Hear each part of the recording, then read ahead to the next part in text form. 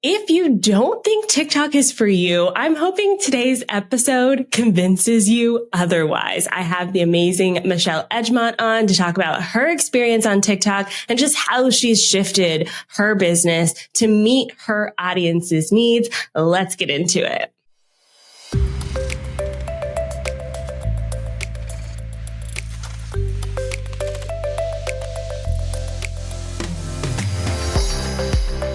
Welcome to the Savvy Social Podcast, the show that blends stories and strategies to help businesses create engaged and profitable online communities using the unique power of social media.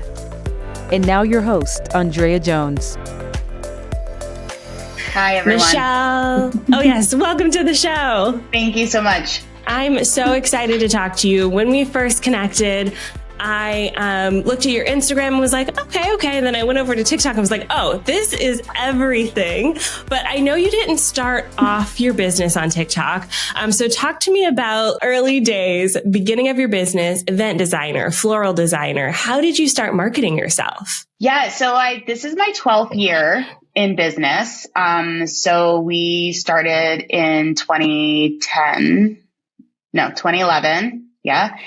And 2011 was kind of like just when Instagram people were just starting to be on Instagram, I think. I'd have to honestly scroll all the way back to my beginning of my feed where people were like putting filters, like in Instagram filters on their feed images, and it was a mess.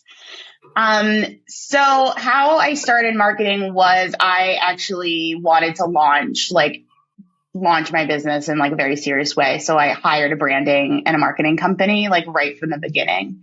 And they had a lot of connections in the wedding and event space. So I was able to kind of like use their connections to market. And also at that time, Facebook was a big one for businesses still. Yeah. And it was kind of Facebook and Instagram was what we had. So those were the two platforms that I was using in the beginning to get my business off the ground. Yeah. And you're so visual. So back in those days as well, were you posting like what the space looked like, your final arrangements, all of those things? Yeah. So we were posting a lot of behind the scenes. Also, when you're in the event business, like before you have clients, a lot of people will do a photo shoot or like an editorial shoot where they get a lot of vendors together and then just do work, kind of a collaboration together and get a photographer. And then that way everybody has images of work without having clients. So I did a bunch of those in the beginning. So that was a way that I had professional images of my work without actually being able to be hired. But I did post a lot of images of behind the scenes, just like stuff I shot on my phone. And yeah, that was how we got off the ground. Actually, I think when I started, I didn't even have a camera in my phone. Now that I think about it, I might have just aged myself. Right. Yeah. 2012, we were carrying around separate cameras and phones. It was actually really cute to have like the two. It was kind of cute. Yeah. It sounds like collaboration was key right from the beginning. So as you were kind of connecting with photographers and wedding planners and things like that, how do you think social media bolstered those early day relationships? It was imperative to be on Instagram and Facebook then. And now that I also think about it, Twitter. I met so many wedding and event people on Twitter back then. That was where we connected. That's where we had conversations. That's where we talked to each other about conferences, asked questions about things that were going on in our businesses. Twitter was very big for the event and wedding space back then. Yeah. And it's interesting how things have changed so much because now you are TikTok famous in my eyes. Okay. All right. In your eyes. And so I do want to talk about this because I think there's a difference between being a TikTok influencer and having a significant business on TikTok, because to me, there's a difference between, just showing up and trying to get tens of millions of views and showing up at the right place at the right time for your audience, and they feel connected and they're sharing it, and you're having like your micro viral moment with those people. And that's what I see when I look at your TikTok. So what, talk to me about the shift to TikTok. What was the first video? Why were you inspired to make that decision? Yeah. I kind of 2 years ago-ish, I started feeling a shift with how event and wedding companies and floral companies were using Instagram. Maybe so much not how the companies were viewing it, but how our prospective clients were finding us through social media. Just if we talk about weddings specifically, I'm getting older, but people getting married are staying the same age year to year basically. Right. So say they're 25 to 33, I would say is the age range of my brides and grooms. So that age group I was finding was steering away from Instagram in the last couple of years. And they were more on TikTok. So that kind of led me to think, well, I need to start going where the clients are. Yeah. They're still on Instagram a little bit, mostly to find inspiration. They'll search a hashtag or something. They'll send me screenshots. But in terms of finding concrete information for their weddings, questions they have, how much do things cost? How do I even book a florist? Just all those questions that maybe they would have normally found on The Knot or Wedding Wire. I find that all of that information they are now finding on TikTok. So I felt that I had to be where they are. Yeah. Yeah. And that's so powerful. So you're thinking about making this switch from Instagram to TikTok, or even at least starting a TikTok account. Yeah. What's going through your mind as you're thinking about creating the first couple of videos? Yeah. So I was obviously nervous in the beginning because it feels a lot more vulnerable on TikTok, since everything is video post, make a video post. It's very fast. Yeah. A lot of things on Instagram are very polished. Make sure they're perfect. Only post professional images. Even if it's not a professional image, make sure you edit it on your phone with the same filters, editing that you always use. So they all look the same. And it seemed very buttoned up. But on TikTok, I was nervous in the beginning because I don't know, I'm 40 and maybe 40-year-olds aren't on. I mean, they are on TikTok, but it felt like the vibe was of a younger generation. And like I said, it felt like a lot more vulnerable since the videos aren't so polished and buttoned up. But now that's the fun part of it. Yeah. That's the fun part. How I can just video some nonsense about how much a peony costs and put it on TikTok. It takes me 5 minutes to do, and it has 100,000 views. Yes. So I feel people needed, these clients that are trying to plan their weddings need information, and they like it fast. They 15-second videos about how much flowers cost. So I felt that was where to start putting out that educational, I guess I'd call it.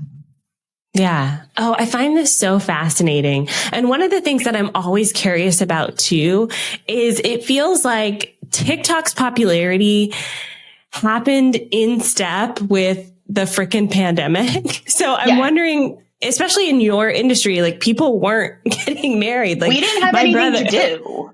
Right. So did that impact your decision to start creating TikToks? A little bit. Yeah, a little bit. I would say like the planners during the pandemic were slammed, the wedding planners, because they were rescheduling people's weddings, right? Like they were very stressed out and crazy. But in terms of the vendor side, where my job is to come on the wedding day and make it look beautiful, they just had to tell me what day to show up. Right. And what day it was rescheduled to. So in 2020, like we had no work. In 2021, we might have had like a third amount of the work that we normally have. So we did need something to take up my time. Yeah. Yeah. Yeah. So do you think if you were to start today, it would be any different? I'm just curious because I feel like, I don't know. In the beginning, I didn't really know what I was doing with it in the beginning. Like, is this a personal account? Is this a business account? So in the beginning, there are some like really dumb videos, like with my kid. Not my kids aren't dumb, but like, I'm not a mommy influencer. I'm a mom, but like, I don't feel comfortable putting pictures of them and like too many videos of them online. And I did a few and I was like, I feel icky about this. So it's definitely like 95% business and then maybe like 5% a personal little tidbit here and there. I don't know if I would start like that much, that differently. Maybe I would post a few more things that were more not controversial, but got people talking. Yeah. Those are the videos that I like. So you mentioned that you kind of enjoy videos on TikTok as well. Were you like consuming a lot of content before you started as well? Like how did you, because TikTok I find feels like its own party and you have to like observe the room before you dive into the conversation. You know what I mean? Yes, exactly. You got to like feel out the vibe. Yeah. Of TikTok first. I did. I was consuming a lot of content on there to begin with, just to get the feeling of the videos. And I find when other business owners ask me, like, I don't know how to get started. I don't know what to do. Like, how do you know what to do? And I literally just like scroll TikTok until I find someone else's video that I think is funny. And then I just copy it.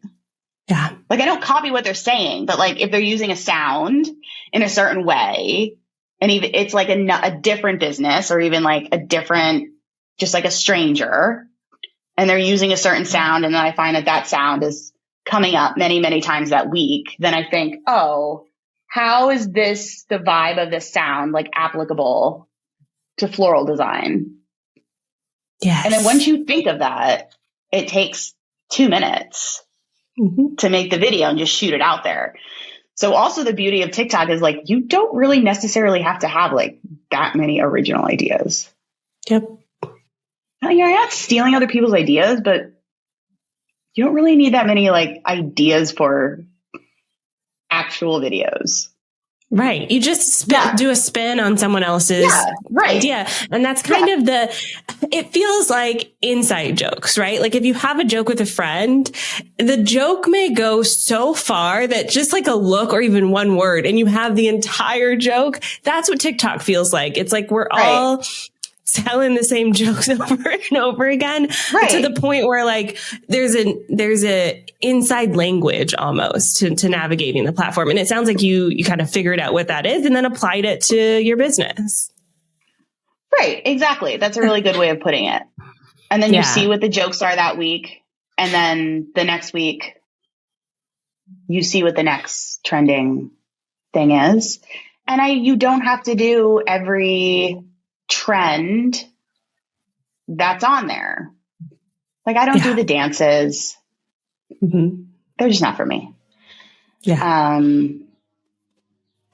So that is just, I think that's kind of like a hurdle that people get stuck at. They feel like the content on there needs to be the same as making a reel on Instagram or making a post on Instagram. But it's not, because you just see what everyone else is doing. Yeah. And then you think of how you can use that same trend or that same hook for your business. Yeah. Yeah.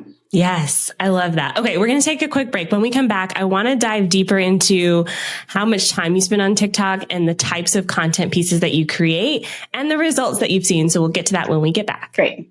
I'm so excited to officially invite you to my very first in-person retreat happening in Niagara-on-the-Lake, Ontario, Canada, November 3rd through 5th.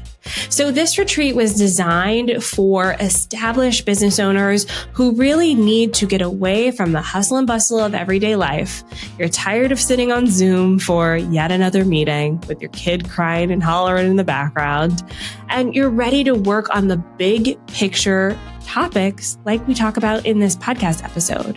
You know, these topics are so important, and sometimes we do not carve out enough space to make important decisions in our business. And if that's you, this retreat is designed to help support you. So come join me November 3rd through 5th in Niagara-on-the-Lake, Ontario, Canada. This hallmark picturesque town is perfect for hosting this retreat. It is all inclusive. Your room is included. All your food is included.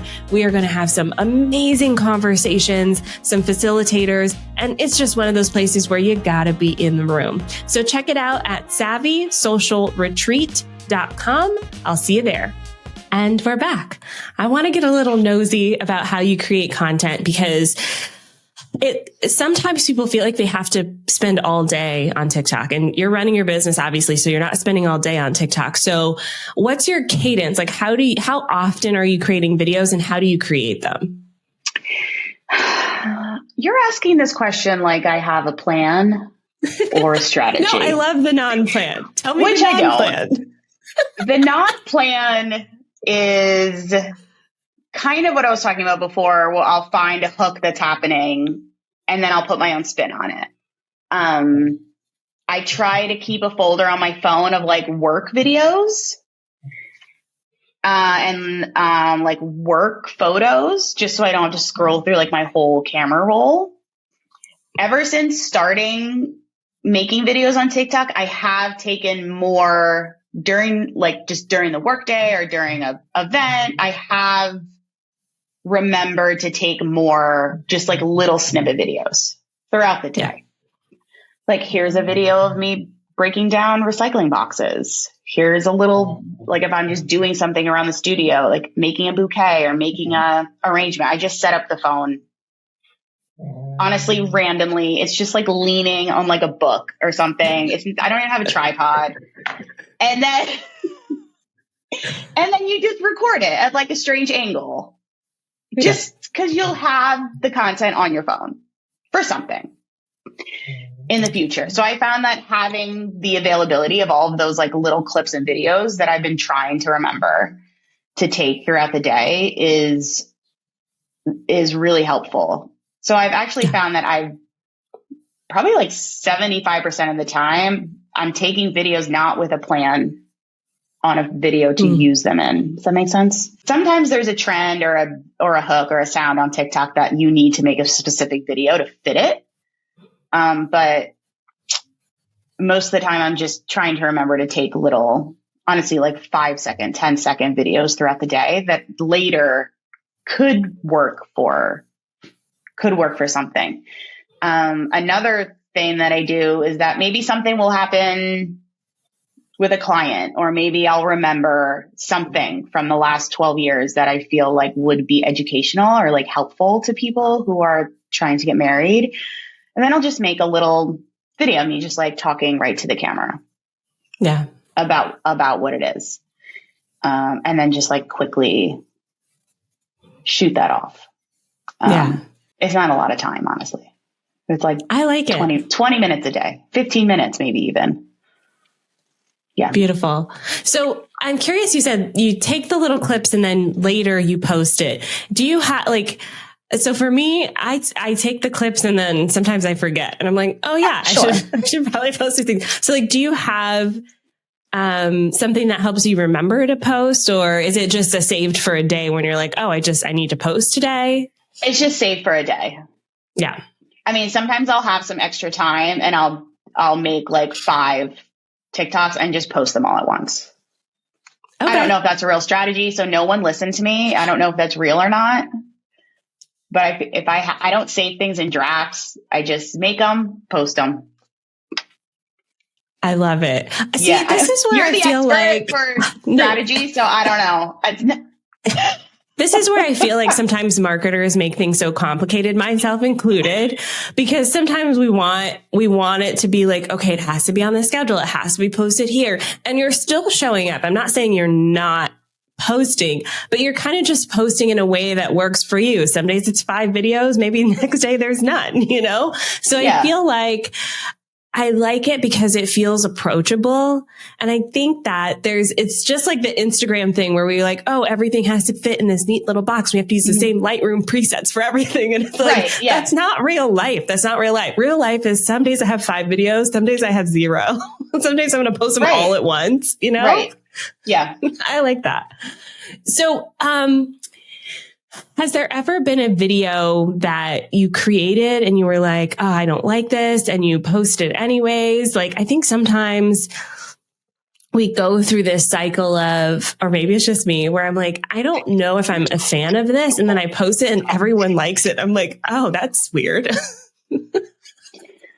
I'm just opening it now to do a quick, search. I don't know. I mean, there's some that I thought were going to hit that people were going to really like, and they just never really took off. But I haven't really, I don't know. I feel like it moves so fast that there's not so much pressure. But even if I don't like the video, I'm going to put it out there and maybe people will see it. Maybe they won't. Yeah. But the algorithm will decide. Yeah, but if they do see it, also I posted videos I'm looking at one now. It maybe took me 1 minute to make, and it has 1 million views. So who knows? You don't know. Right. You know? Okay, so let's talk about the 1 million views. Is that the video that has the most views for you so far, or? Yeah, I think the next ones after that are 300 or 400,000 views. Yeah. Okay. 1 million views on a video that took you 1 minute to make. How far into your TikTok exploration did that 1 minute video? Was this right at the beginning? Was it recent? Was it somewhere in the middle? I think it was somewhere in the middle. Can you see the date? Oh, it says, June 8th, 2022. All right. So it was almost a year ago. Okay. Yeah. So I've been on TikTok for about 2 years. So I would call that halfway. Okay. So about a year in, you make a video, 1 minute it takes to make 1 million views. What does that do to your TikTok following, the rest of your videos? Are you seeing a lot of followers come in from that 1 million view video? Yeah. I would say when I make a video and, it starts getting over 20, 30,000 views, more followers do start coming in. Okay. Yeah. I find the more comments that the video gets, the more views and saves and followers it gets. I guess maybe TikTok thinks that people like it because they're commenting on it. So then they shoot it out to more people. Got it. So the comments help. Do you do anything to encourage people to comment? I try to respond if it warrants a response. If it's a question, I'll respond, either text or another video. Definitely the videos that people are the most mad about have the most comments. Okay. I don't do it on purpose. I don't put stuff out there to make people mad on purpose. But the finances of weddings is a sticky point in probably every single person that's getting married. Doesn't matter if your budget's $2 million or $2,000. And any videos that I post that talk about how much flowers cost, people are very mad. They're mad about how much they're mad cost? that they're so expensive. I'm putting so expensive in quotation marks. Okay. So those videos get the most comments. The 1 million view video was about like a semi-large budget wedding that I had. And the majority of the comments are like half florists saying, like, defending their prices, and the other half, people getting married saying the wedding industry is a scam. So I don't take it personally. Yeah. But the ones that make people the maddest get the most views. Interesting. So do you think that, so from all of this, obviously your business is flourishing. I'm curious where you see that positioning. And like, I know there are a lot of people that are mad, but some people have to be like, oh, I value this even more now, right? Yeah, I've had a lot of comments of people saying, thank you for explaining this. I have no idea how much flowers cost, why would you? Right. Which is what I tell all my clients all the time. Like, you've never purchased flowers for a 100+ person event before in your life. Yeah. Like, how would you even fathom the cost of this? Like, you just don't have the information. Right.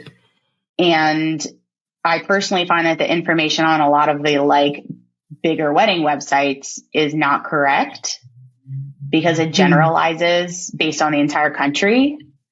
And me being in the New York City area, everything is going to be more expensive. Right. So people who live in more urban areas have a little bit more sticker shock when it comes to flowers. And when I was getting married, it was so hard to find a florist or really book anything because we didn't know how much anything cost. Yeah. And then you're getting prices back for everything, and you have sticker shock, and then you get sad, and then it's a lot of emotions. Yeah. So I find the more information that brides and grooms have when it comes to specifically flower prices is only benefiting anybody. Yeah.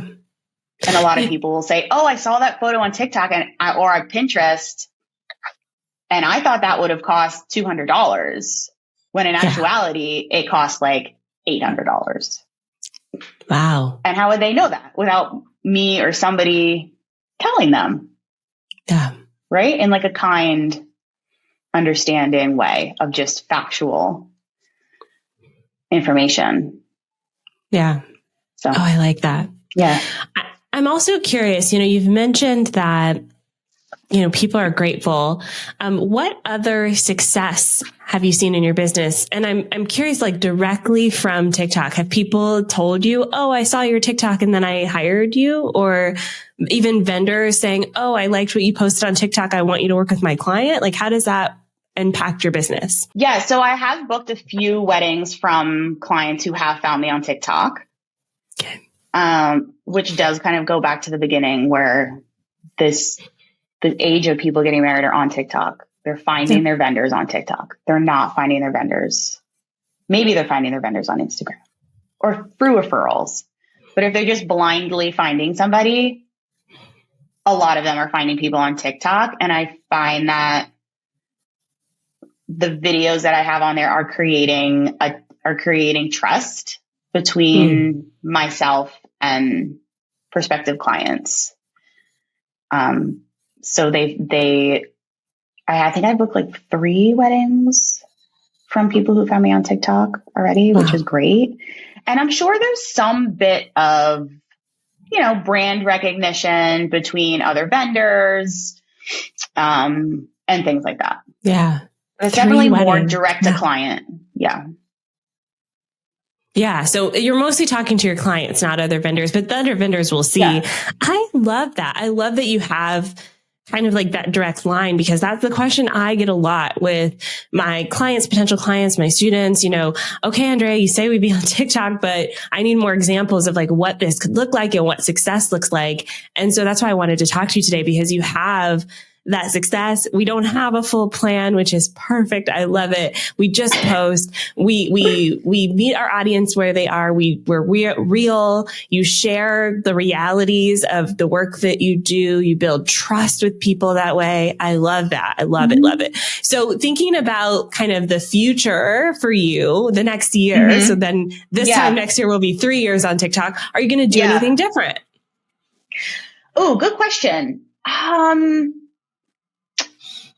definitely want to post more frequently. I think I would like to keep up the educational portion of it, maybe with some longer form videos, with more concrete information, maybe up to the 3-minute marker that they give you. Yeah. And then kind of breaking up that same education into the shorter ones with maybe just the long text on the screen for 6 seconds. You could say the same exact thing and then kind of make a longer form 3-minute video with more information on the same thing. I also think it's really beneficial when people respond to comments with videos, because I know that I watch those on other people's TikToks. I love that feature that they built into that, because I know if I come across a video that's interesting or I want more information, I'll always go to the comments and then try to find the videos that they responded to probably someone else who has the same question that I do. Yeah. So I definitely want to try to do more just quick talking to the camera type of response videos to comments and questions in the comment section. Yeah, I love the response thing too. It goes back to what you were talking about.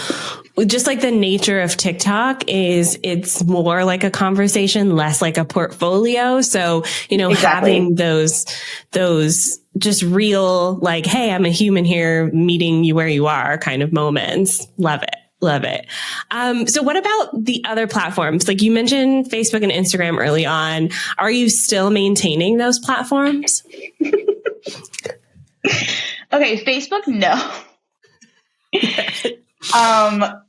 I haven't posted. I don't think I posted anything on Facebook on my business page in years. Maybe my Instagram images might automatically get posted on there. Maybe. I know we connected originally because I was looking for someone to run my Instagram account, which I did find someone, by the way, and she's amazing. But what I needed was just an assistant level of person. So that's what she is. And she's just spitting out portfolio images, basically. Okay. Just keeping the feed fresh, using Instagram more of a portfolio piece. And then in the stories, using that as kind of more of maybe a couple behind the scenes at the studio, little clips every now and then, and maybe some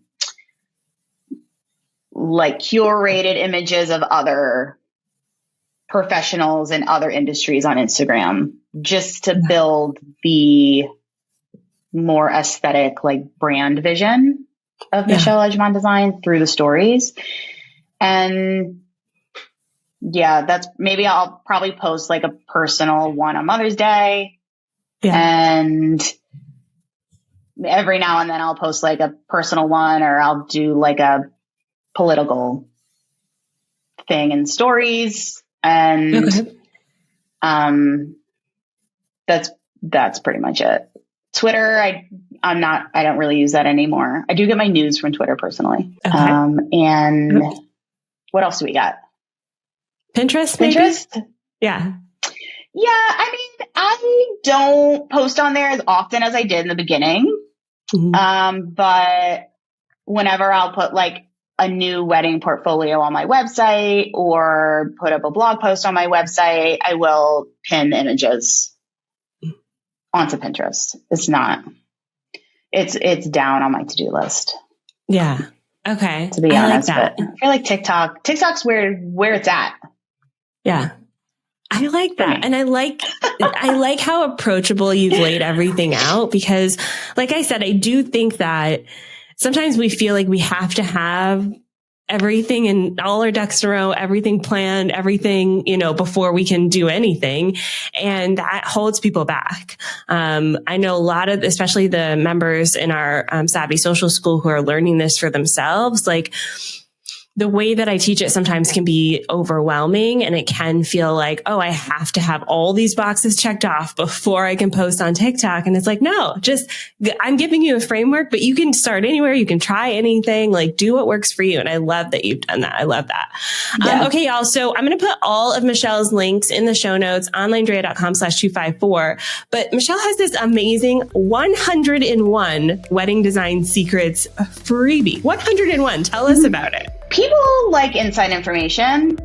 And a couple years ago, I sat down and I kind of just did a brain dump of like everything I know about event design and floral design, and just put it together in an ebook as a freebie for people to download, and hopefully it'll help them on their event design or floral design journeys. I love it. Yeah. I love it. Y'all check that out. The link is in the show notes, OnlineDrea.com/254. Michelle, thank you so much for coming on the show. This was amazing. Oh, thank you for inviting me. It was fun. Yay. And thank you, dear listener. If you like the show, head on over to Apple Podcasts and Spotify. Leave us a 5-star review. It helps keep us in the top 100 marketing podcasts. I'll see y'all next week with another episode. Bye for now.